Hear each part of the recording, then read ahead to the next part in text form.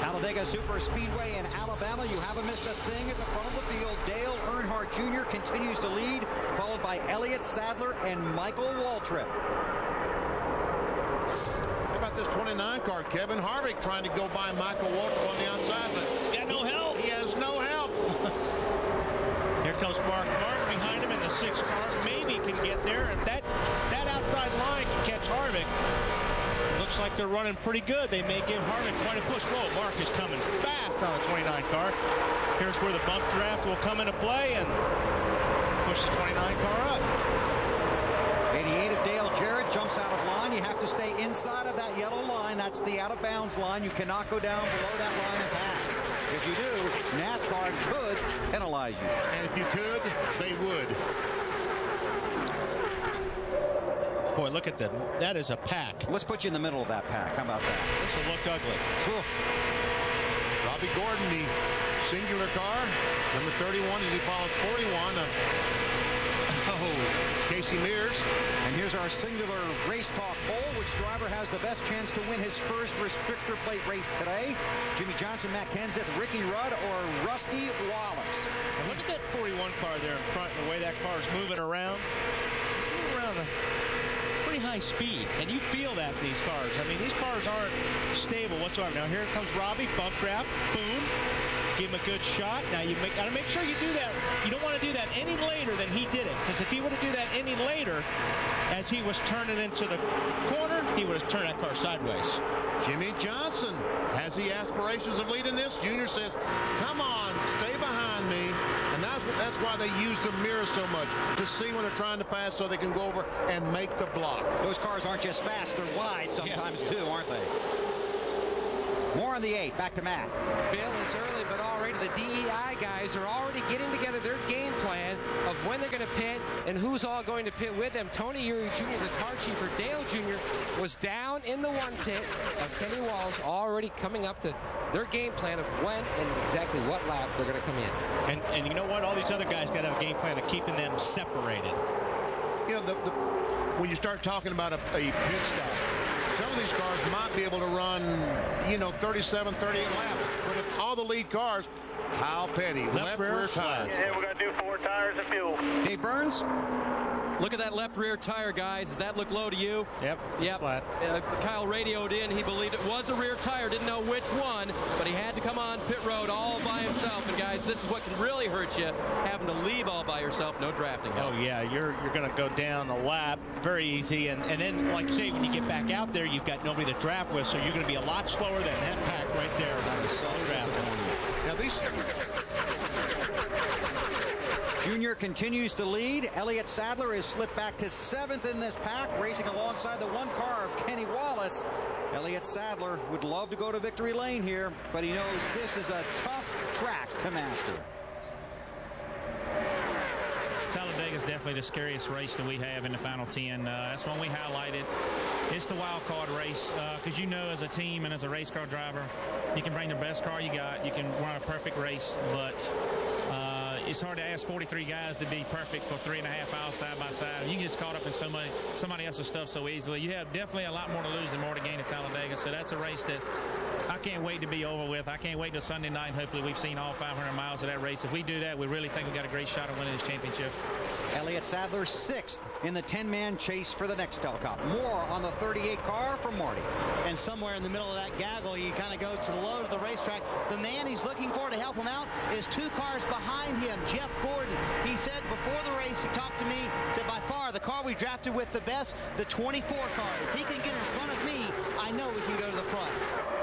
And that's what some of these guys, when you're in a car, you'll follow somebody, and it'll be different with every other car. And you'll finally find a car that all of a sudden you run fast with. For some reason, that car in front of you breaks the air better. So these guys are looking for really good dancing partners.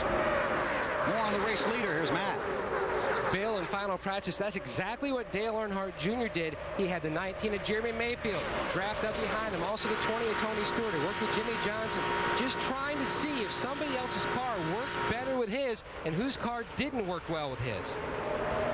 Well, the 8 car is working okay, and a little bit behind him. Man, that was close. I don't don't know if the 48 car, Jimmy Johnson, knew that Kurt Busch was up there, but that was close. Very, very close. And, man, I've been in the wrecks when the leader wrecked. And about, I think, 26 cars ended up being in the wreck. And they went on for about 60 seconds. You weren't the leader, were you? I was fifth. Okay. But I was a wrecker. That 15 car is Michael Waltrip. The one car directly behind him is Kenny Wallace. They are teammates for this race out of DEI, of course, with the 8 car of Dale Earnhardt Jr. There you see the 15, the blue car with the Napa on the hood. Right behind him, Kenny Wallace. About halfway through the first fuel run. All green here at Talladega. Dale Earnhardt Jr. continues to lead. Back at Talladega, the pack coming to the line, and this time Jimmy Johnson leads them around. Dale Earnhardt Jr. has been shuffled back, and also the 29 of Kevin Harvick went roaring by the 8 just about a lap ago. But did he lead a lap? He was right in front, but I'm not sure he led a lap. Dave Burns.